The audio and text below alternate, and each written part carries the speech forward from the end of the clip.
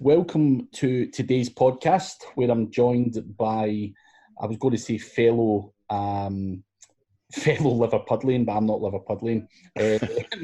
But no, I'm joined by Gareth Daine today, who I'm sure many of you will know from Facebook or somewhere online. He's probably either trolled you or helped you with something. He's got his group, Nisha Feli Empires, and he's normally the guy that hangs around conferences at the bar at like 11 in the morning. So welcome, Gareth. Thank you very much, Craig. Thanks for having me on, mate. I really appreciate it. And my trolling days are well and truly over. I'm too busy for trolling, but maybe one day I'll get back to it. Come back to it. Just do it. Just do a couple of one-off appearances, just a day out and just come on. And yeah, I think one of the, I don't know, I wouldn't say first memory I've got of you, but it's just something that every time someone mentions your name, I'm not going to mention the guy's name who wrote it, but you know what message I'm talking about. You got a message on LinkedIn that said, this is yes, war, indeed. this is war, you cunt. And that's just, every time I think about that, it was just that whole scenario where you'd wound the guy up to the point where he probably had a nervous breakdown and yeah, this is war, you cunt. And threatened to be beaten up at Brighton SEO, which didn't happen, thankfully. Yeah, I think I've had a few of that myself. People try to beat me up. I'm just still too fast for them when I'm drunk. That's like Muhammad Ali, mate. But good to hear the trolling days are over. So what, if you're busy, what is it you're busy doing? Well, mainly now, mate, it's agency stuff, which is a bit of a turn of events, isn't it? Considering that maybe just over a year ago, I started up Nisha Feli Empires. The idea was to completely move away from client work, just concentrate solely on affiliate, and sort of downsize the client side of things. But since starting it, and obviously it getting more popular, the client work exploded. So I've now got a fully fledged digital agency with 8 staff members. Wait. Did you just say you were popular? Not me necessarily, but the group itself. It's got some really top-notch guys in there, including yourself, as you well know. Some of the most well-respected industry experts are in that group, thankfully and luckily. So the group got really popular, but I think from that, and that's obviously a small part of it, because there's also other sides which I'm sure we'll talk about as we progress, such as obviously the networking side of things, actually meeting people face to face and stuff. Since all of that's occurred, obviously client work has exploded. I've built a digital agency with my brother, who's my business partner, and we've got like 8 staff now. So it's going really, really well. We're growing fast. We're scaling fast. We're learning a huge amount, because I've never had a digital agency. Unlike yourself, you started in that game and then moved away from it and went into your own stuff, whereas I sort of went the bloody opposite way. I'm sure we'll dig deeper into the agency life as we progress through this, but it's great. I love it. I love the fact we're growing, but it's stressful as hell, as I'm sure you can attest to, Craig. Yeah, it's what I would say to someone in your position or anyone that finds himself in a similar position is, what I done was use the agency model or the money that comes from that to then slowly invest and work my way out. I didn't just one day stop agency and the next day just start doing affiliate marketing. Yeah. They definitely, obviously when you tell stories and stuff like that, it may come across like that. There is no magic switch. I had to do client work to fund the ventures and other stuff that I had to do. So I think it's probably the right model to go down, because if you're, unless you're sitting there, and obviously I don't know your financial stuff, but going by, your lack of shaving and stuff, you don't have a big pot of money where you can piss about with affiliate and hope that it comes good. You have to earn money. You've got to get cash flow. Indeed. And as I say, unless you are fortunate enough to be sitting on a few million quid where you can, you know, maybe just invest in some affiliate sites and go on, which sadly not everyone's got, and I certainly didn't come from a money background, so I had to do it one day, maybe one day. Yeah, I mean, Craig, couldn't agree with you more. And that's the big thing about this agency thing, is it has allowed us as a team, as a company, and as directors to go down that route, which is like a godsend. Because when you first start out an affiliate and you think you have all these grand plans, like I did, got to hit this amount of money in X amount of time, I've got the experience in marketing and SEO, it shouldn't be an issue. You pretty soon start to realize that you do need to invest. I'm sure people have and can, if they just work at it 8 hours a day and just like live on the dole for a year and just like smash out an affiliate site. I'm sure they can be successful with no investment. But for anyone who doesn't want to live like that and work like that, you know, you do have to have that investment. So the agency side of things has really allowed us to re-inject the money back into the business. So we've essentially got 3 wings of our business. It's the agency stuff, client work, and we specialize in specific different things. But then we've also got our own internal affiliate sites, which the money from the agency is used to reinvest and obviously some of the resource from the team to reinvest into growing those sites. And then we also have like a software wing where we're building our own internal systems and tools and stuff. No, it's interesting, and it's you know, as I say, you seem to have turned to the agency thing from the outside looking in very, very quickly. You know, how many staff are you at just now? So we've got 8. So there's 10 of us in total, but we've got 8 staff. And you're right, it's grown absolutely rapidly and massively, you know, in a really short space of time. I went because obviously I was freelance before this, and I initially took my brother Jack on, and we were just like working from the home office, and then we went limited in March, and then like since March it's just exploded. So we're now like in our own offices here, with like 8 members of staff, and obviously me and Terry as the directors of the company. So yeah, it's flying. It's absolutely flying. It's one of those things with agency though. I mean, because it's new, I've got, there's a lot of learning that we've had to do, even in just like SOPs, processes, training new staff that come on, adapting to different things, going from being reactive to situations to try and be more proactive, and sort of building, for want of a better word, a proper business rather than just sort of winging it. Because in the beginning, it is sort of, you are sort of winging it, but it's getting there now, and we're more structured, and things are just working a lot better. Initially, when we first started, when it was just me and Jack, and then me, Jack, and Roy, we were building our own affiliate sites and also working on client stuff, and we were outsourcing all of our content production. Now I know this is a model that works really well for a lot of people, outsourcing content production. I know you do it. I know many people in the industry do it, and do it quite successfully. But it was causing us huge amounts of problems, specifically because we were working with clients and producing content for clients. The quality wasn't there. The deadlines weren't being met. People kept letting us down. But that then all comes back to us and reflects on us as an agency. So we've like gone the opposite way from the outsourcing model, and we're like totally convinced on in-house. And it's working tremendously well for us, because all of our writers, our content team in-house, they're all English or graduates or journalism graduates. They're all really good at producing content, doing research, and just pumping out quality, which is what we lacked previously with the outsource model. And I'm not talking about even in terms of pricing, because, you know, we had a range of pricing from fairly cheap to upwards of like, you know, top tier stuff where you would have a specialist writing for you. They seem to do a bit better, but overall, generally across the whole spectrum, the quality and production output just wasn't there.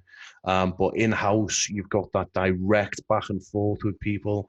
If there's issues, you can address them immediately rather than waiting for time zones, dealing with emails back and forth. And it's just a better model, I feel, particularly for an agency. I mean, I don't know what your thoughts are on that. Yeah, I think when I was doing the client work, I had a team of content writers in-house, and I wouldn't have it any other way. I certainly wouldn't be outsourcing, because when you outsource, you don't have the control that you need in terms of when the content comes back. It's a pain in the ass to try and then get your head around what content's going where. It's just a whole bunch of problems that are never ending. Plus, the quality's not great. Obviously, for me, when I'm doing affiliate websites or whatever I choose to do just now, the quality, does it have to be as good as you would do for a client? Absolutely not. And I know a lot of affiliate guys, it's not that they don't give a shit about the quality, but it's not as important. They just care about 3,000 words and, or whatever the kind of KPI is for the content writer. So I think, if I was going back to doing agency life, I certainly would not be relying on someone out there doing the content, because I think you would just pull the hair out your head going through. I know guys that outsource a lot of content, whether they're like young Gary who does guest posts and all that kind of stuff.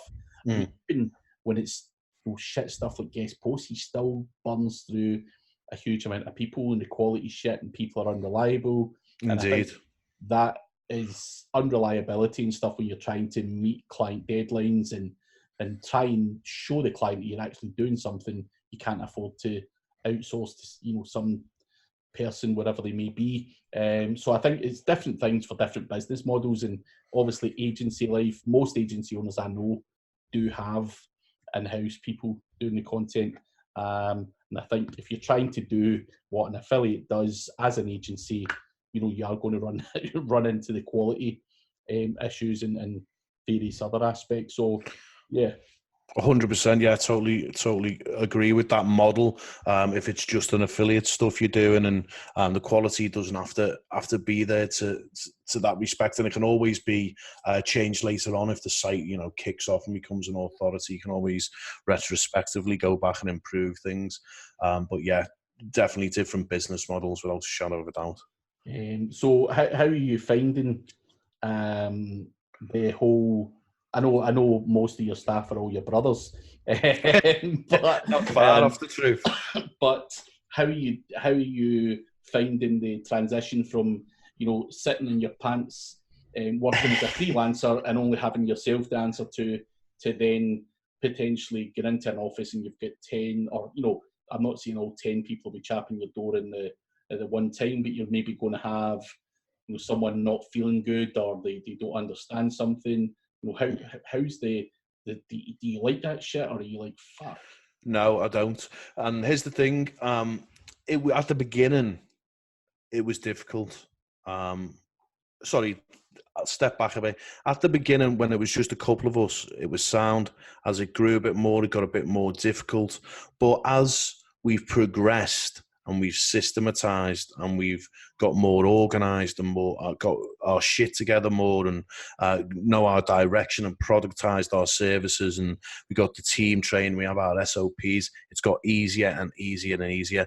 And it's nice, particularly with my business partner, Terry, who indeed is my brother. It's nice to have another person to shoulder that weight and to deal with the operational side of things, because Terry very much has taken on that role in the agency. He's ex-military, he was ex-Royal Marines Commando, and then he was in the health and safety game for a long while. And then a few years ago, we started working together on SEO stuff and content and stuff for another business we own, and he fell in love with it. But he takes on a lot of the operational side of things.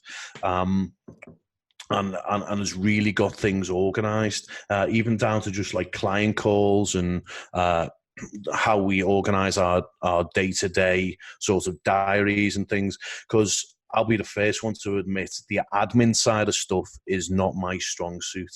It really isn't. So having that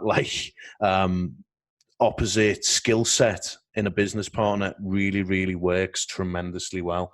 And I've been really lucky, in fact, growing this agency, and a lot of people aren't as lucky as me, which is probably why I've been able to grow it as fast as I have done, because I've been able to get my family members, particularly my brothers, on board with the vision, what we're going to do, train them up before they came on, and then get them on, and now they're like totally committed to the cause and to what we do.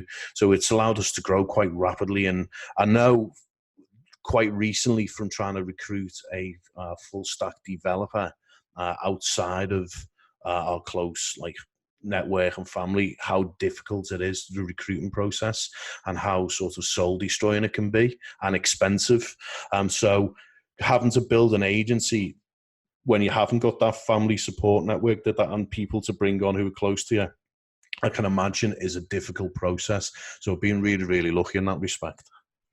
Yeah, no, I think it's as you say, you touched on the shouldering the responsibility, and obviously identifying areas that you're crap at or you don't like Indeed. admin. You know, it's one area that I don't like either, and that's why I'm laughing. You know, I'm a disorganized mess, Yeah. and that's why I have to have other people around me that are a bit more a bit more organized, and Exactly. keep that kind of side of the business in check, because I'll never, and I'm never going to like it. I don't like invoicing people. I do not like talking to accountants, and paying tax bills and VAT bills and paying the bloody rent and all the other shit that goes with it. It's Indeed, yeah. to be honest, I don't even really look at it. I have a quick look when I'm due some money, and that's the only thing about that side that interests me. And if that's not paid on time, then heads roll. Yeah, Big Colin's head rolls. That's the one job that he's got, is to make sure I get something at the end of the month. And as I say, he takes the rest of that shit away. And like your brother does for you, I think it's a good, healthy thing to do, because so Definitely. many people get bogged down in that stuff. And I've seen it in people's faces as well. When I've been, met them at events and stuff, and you can see they're proper physically stressed out. Yeah, it can be depressing, that whole thing, especially when you're dealing with accounts and tax, and oh god, it's an absolute nightmare. And I get stressed with stuff like that, you know what I mean? So having someone there who can just shoulder some of that, or even take some of that responsibility, is really good. We're not there, don't get me wrong, we're not there yet, we're not perfect, but we're working towards it.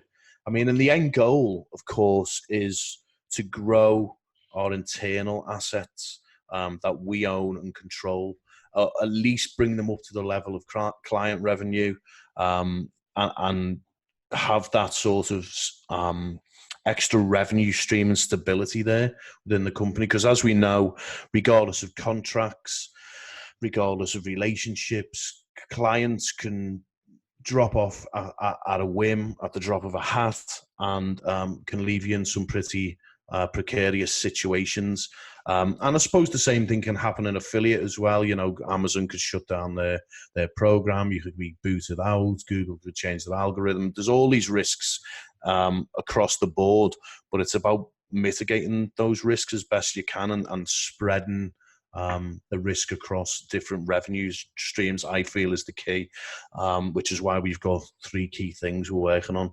And the affiliate stuff, it's doing well. It's not there yet by any means, but we're working hard towards getting that to a point. In fact, we've just taken on a new content marketing resource who's solely going to be their job. I mean, they'll help pick up the slack where needs be in the agency side of things, but their sole job will literally be working on the internal affiliate assets, 7 hours a day, 5 days a week.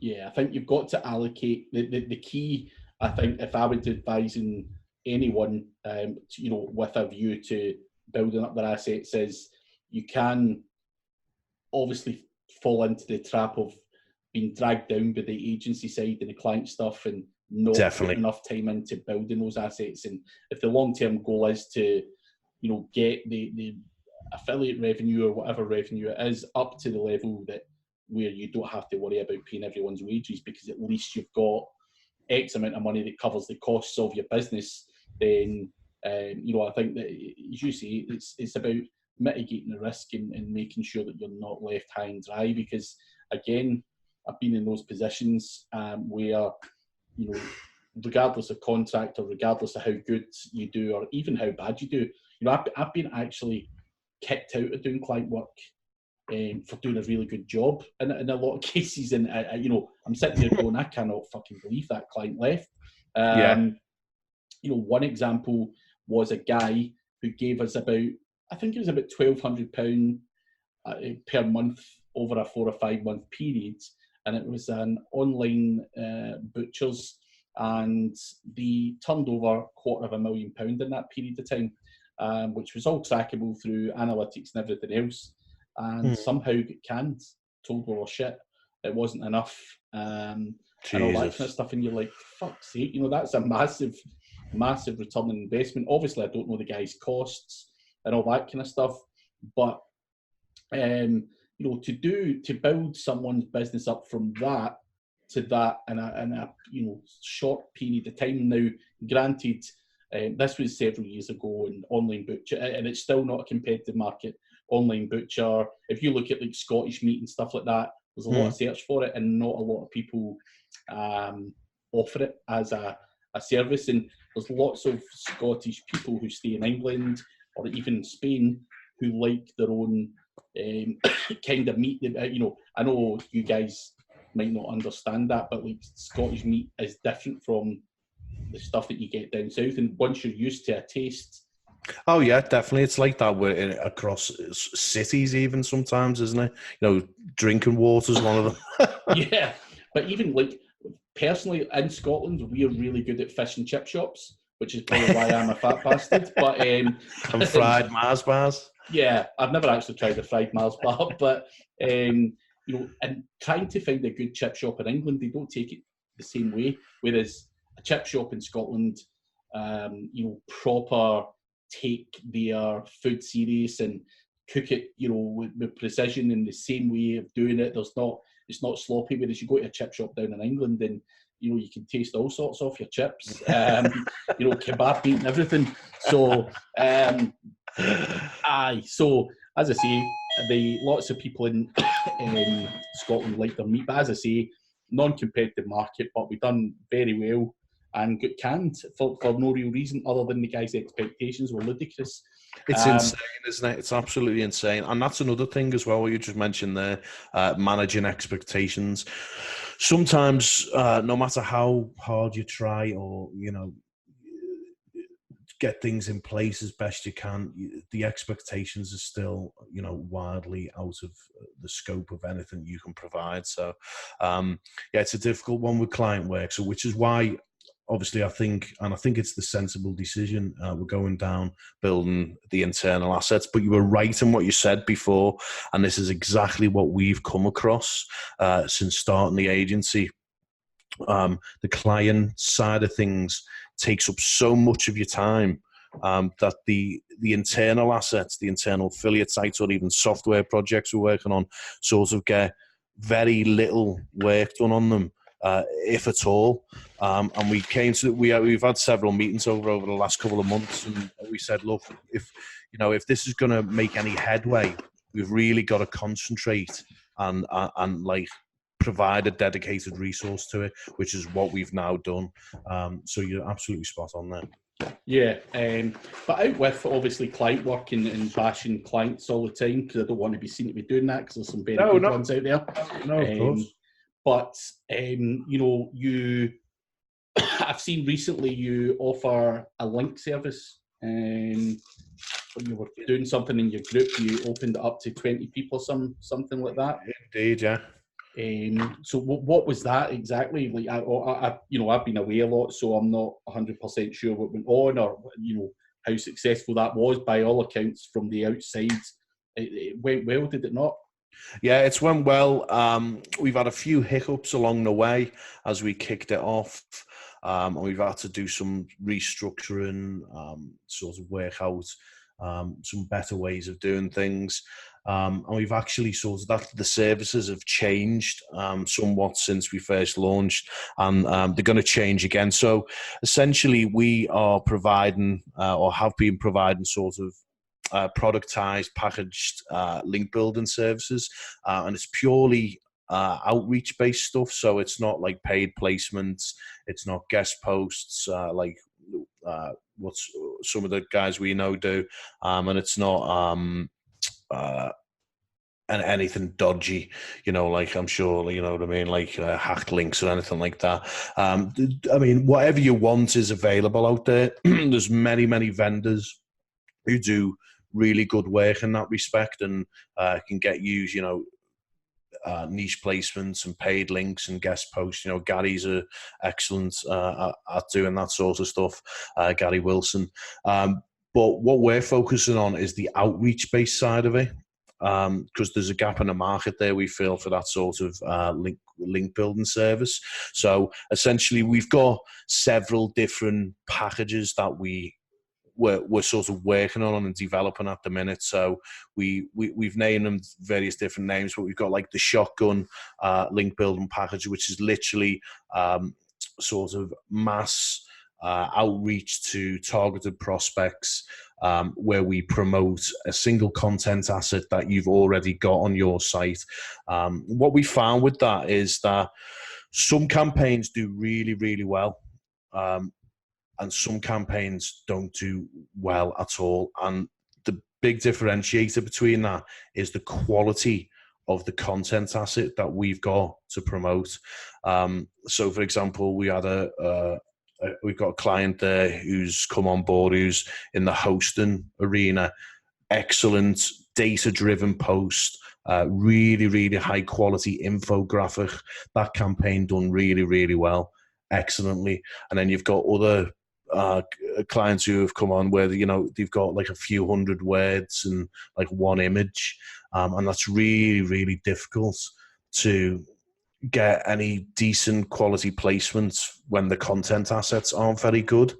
So we've decided to switch it up now a bit, and going forward, we're probably going to be looking at getting rid of that service in the future, where we just provide the outreach to already created content assets, and we're only going to be providing link building services where we actually develop the content in-house with our content team, because we know if we do that, we can get exponentially better results.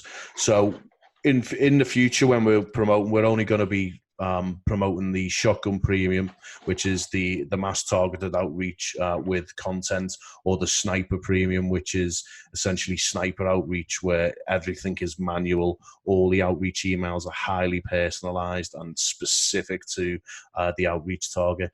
The link building just on its own without content, we're looking at sort of phasing that out.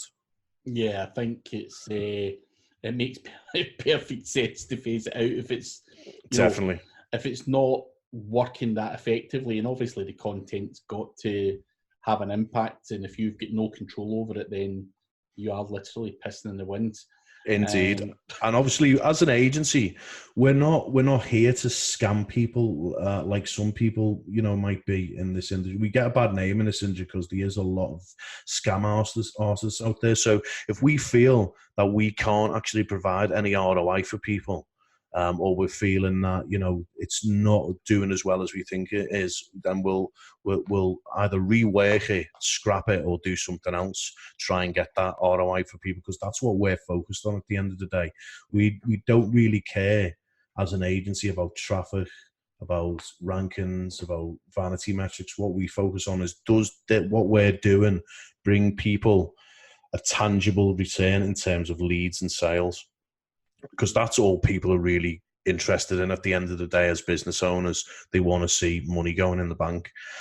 So that's what we try to focus on as best as possible. Yeah, I think, it's difficult when you're, starting out with clients and stuff. But at the end of the day, I think if you can overcome that initial hurdle, show them some results, then it's a no-brainer really from there on in. Yeah, indeed. People stick with it and stuff like that. Now, on the link building side, you'll hear people saying, and this is not to quiz you, it's obviously to help you, help anyone listening to understand, what your link, why they would use your links over maybe someone else's.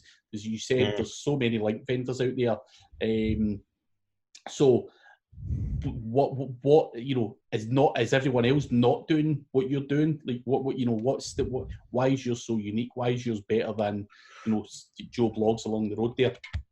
Well, there is people doing what we do. The people who provide outreach services. Jason Morris is probably one of the more well-known ones in the industry who provides outreach services. Our angle is that we don't provide paid links. We don't provide obviously hacked links or anything like that. And we don't do guest post. And a lot of the guest post vendors that you'll get, whether it does drive juice and whether it increases rankings or not, a lot of the stuff is low quality that's out there. But that's what we're trying to differentiate ourselves between. We're an outreach service for people who don't want to buy links. Now, as part of having an outreach service and conducting outreach for people in multiple different industries, you're going to come across, without a shadow of a doubt, replies back where they say, we don't do links for free, but you can get a sponsored post for X amount. Or you might get people saying you can provide a guest post if you wish, or what about a link exchange? And part of our services is the goal of our services. You're paying for our time to perform quality outreach. The opportunities that come through in terms of free acquired links, even though it's not free because you're obviously paying us, organic links, let's say, is what we're trying to achieve. But as part of that process, you are going to get guest posts, paid placements, and link exchanges, and we give them to you freely in a link sheet that's provided at the outset of the campaign, with all the details, the contact details, the site, the metrics, and the cost. If it's a paid link and or whether it's a guest post. So we actually provide those details and just give them to you as part of the campaign. Then you can decide then, do you want to pay for that link? Is it good enough? Or do you want to go ahead and create a guest post, which obviously we can help with our content team if that's what you want to do. Or do you want to go ahead and get a link exchange because it's a relevant site and it's got much better metrics than you? So I'll go ahead and do a link exchange.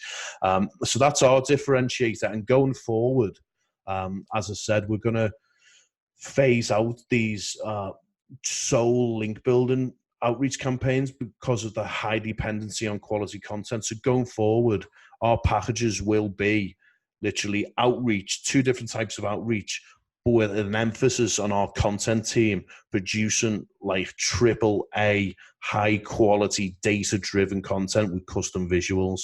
So that's where we're going to be pushing it going forward. I think that sounds good, that, potentially someone would get a sheet back saying, right, I've got you 12 links here, where as a result of the outreach campaign that we've done, but there's another 15 potential opportunities here, and someone can cherry pick those links. They can check the metrics out and make sure that the websites are not saturated, full of links and stuff like that, and anything else that people use. So I think that's obviously a very good angle that you're getting in at there. I think and it's great for the customers as well, where they can get a bit more value. And let's be serious, I think everyone has an element of some form of paid links, one way or another. Of course, definitely, 100%. I think, it's a great angle you're getting in at. But what I would say to anyone, and I'm again going to play devil's advocate here. So I had an email from a guy yesterday.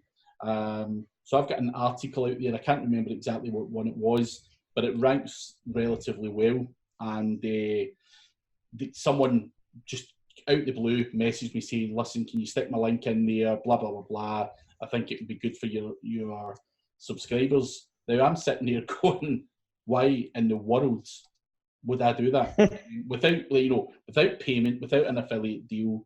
Do you not face that from everyone? Because that's my own personal perspective. I'm going, why the hell would I link to this guy?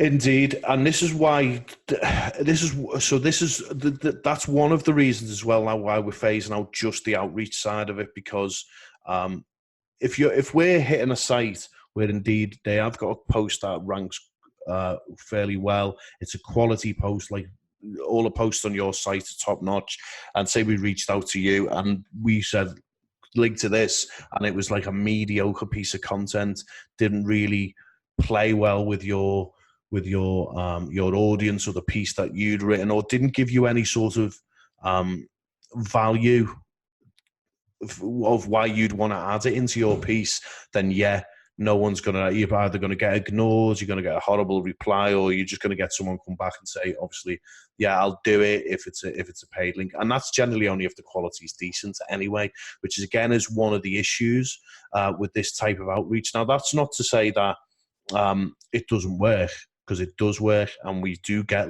for want of a better word, organic links. But as I say, it's highly dependent on the content assets. Now, if you look at this mass outreach that you can do, when we do our outreach, we try our best to get as many on the shotgun package, as many relevant link prospects as possible, and that's a key thing for us, relevancy. As many relevant link prospects as possible. Vastly reduced bounce rates, which we've been working on over the last few weeks, and we've got down to a T now, so we're getting virtually no bounces at all. So you're hitting that inbox, good open rates, etc. So the targets we're hitting are relevant, but if your content asset that you're promoting isn't any good, you're gonna struggle to get any organic links in quotation marks. You may get some, but it's going to be very difficult. But on the campaigns where you have got a good content asset, you can, 15, 20 decent links that have been acquired via outreach, but then a shitload of other opportunities in terms of paid placements, link exchanges, or guest post opportunities. So then it becomes valuable, because we're not charging a huge amount for this service compared to the time we spend on it. So it's like $499. And, it is quite time intensive. I'm sure Craig, just from, conducting outreach, doing all of the research, making sure the lists are clean, verifying the emails, managing the campaigns, doing all the replies. It can be quite time intensive. Obviously, depending on how many replies you're getting back, etc. So for $499, it can be worth it if your content is quality. So this again is was a new service, and this is one of the hurdles we've been coming across. So as I say, one of the reasons we're phasing out. But when we get to produce the content, we get to do all of the research, we get to collate all of the data, we get to create all of the shit hot looking visuals that visualize that data, and then we can then do a better campaign and get better results. That's interesting. I think as the reason I wanted to dig deeper was so that you could explain that, so that people can tell the difference, because as I say, there's just so many shit vendors out there. Yeah, definitely, 100%. You've got to differentiate yourself. So I appreciate you taking the time to share, why you're different and all the other stuff. I think it's a smart move and a good angle for people, and certainly, thank you. Pricing wise as well. There's not. I know some people might go, "Oh fuck, that's a lot of money," but the grand scheme of things, for the time that goes in, and not even the time, but the costs for the kind of software that you're using to do the outreach and stuff. So people often ignore that and think just sending an email is just as quick as getting into my Gmail and pinging them out. It's not. There's software that does stuff and follows up and does things to prompt a response from people, and I think that's something that lots of clients, and I get it, they don't understand SEO, they don't understand how it works, but there also is a cost for that. Indeed. Well, we use Mailshake, and I know a lot of people use Pitchbox as well. And Mailshake alone, just with the clients we've got on, is costing us over $300 a month just for the software. You know what I mean? So, you know, all these things add up. But the main thing for us is, does what we're doing provide results? And there's two reasons for that. One is, we obviously want to provide results for people and help grow their businesses and their sites, because it only helps us in turn of them coming back again and again and again. We don't want people dropping off at all and slagging us off online or saying we're crap. Absolutely no way, because it affects our reputation. And if you do a good job, well, I know we've had that story before from you, where even though you've done a good job, they still dropped off, and that does happen. But overall, you're going to build great relationships, and both businesses are going to grow. So if there's something that's not working, or we can improve on or get better at, we will, without a shadow of a doubt, do it. And we're always open and honest and transparent with that stuff. Good stuff. Good stuff. And finally, before I let you go, how is the Nisha Feli Empires group going? What's the plans with that? You know, obviously you have been bogged down with client work and growing the agency, which I'm sure every man and their dog would, you know, focus on if that opportunity was to come. Is the plan still to continue with the group? Yes. Yes, 100%. What we're trying to do now is free up my time internally, which is one of the reasons we're hiring for a full stack developer, because any development work essentially falls to me. And as the CEO of the company, I should be doing that stuff. We should have staff to do it. So once we have a full-time developer on board, and, you know, we've ironed out all these little sorts of structural things, which we're nearly done with, my time drastically frees up then. And now we've got this dedicated content resource in-house who's working on the internal affiliate sites, which means I will be able to get back to Nisha Feli Empires, start interviewing people again, doing the podcast again, because like you were supposed to be my next guest, and once again I've had to cancel 2 podcasts because of the time constraints and stuff. So I want to definitely get back to it, start interviewing people in the group again, experts in the industry, and very, very soon we're going to be launching I'm hoping within the next week or so, maybe a bit longer, we're going to be launching the case study site into Nisha Feli Empires. It's about time. It's been a long bloody time since we started this group, but we're going to be launching the case study site and actually properly documenting and revealing everything that's going on, what we're doing, and how we're getting there with that site. So that's going to be exciting, and I can't wait to actually release that. The reason I asked that is I had someone, I can't remember exactly who it was, and they were asking me, you know, I think it might have been at Brighton actually, and they were saying, you know, where's Gareth? And I said, look, he can't make it, he's busy.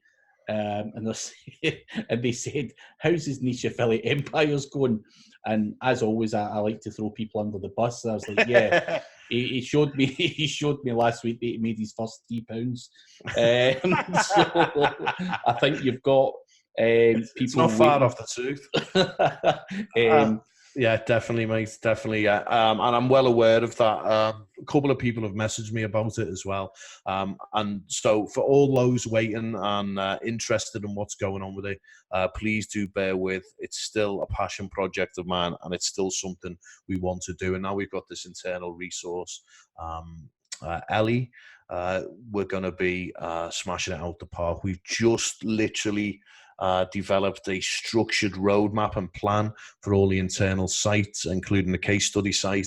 And hopefully over the next couple of months, you'll start to see some good content going back in there. Because I really enjoyed doing that group, you know what I mean, and interviewing people and getting like the top guys on like yourself and, you know, Matt Diggerty and Kev Phillip and the guys from Authority Hacker and Tim Sulu. You know, we had a lot of top people in there, Ryan Stewart. We've done some good interviews and stuff, which I really enjoyed, and people were getting a lot of value out of it, a lot of insight. And obviously I want to launch the case study site so people can, you know, start following along But we'll get there, Craig. We'll get there, mate. Cool. Well, that is us sadly out of time. That went on for nearly an hour. Fucking hell. It's because I talk, just lads. gab, mate. But I do appreciate you taking the time to come on and sharing what's going on and some of the problems you've faced. And as I say, I like to do podcasts where it's not all I'm earning 100 grand a month or whatever. It's good to see people, talking about their pain points, if you like, and some of the struggles that you struggle to overcome when you're doing all this shit. So no, I appreciate the time, mate. And as I say, thank you for having me on, buddy. It's a pleasure, man. And I'm sure I'll get you on in the future as well for, I hope so, a different topic, maybe more about your affiliate stuff or whatever, when you finally make more than £3.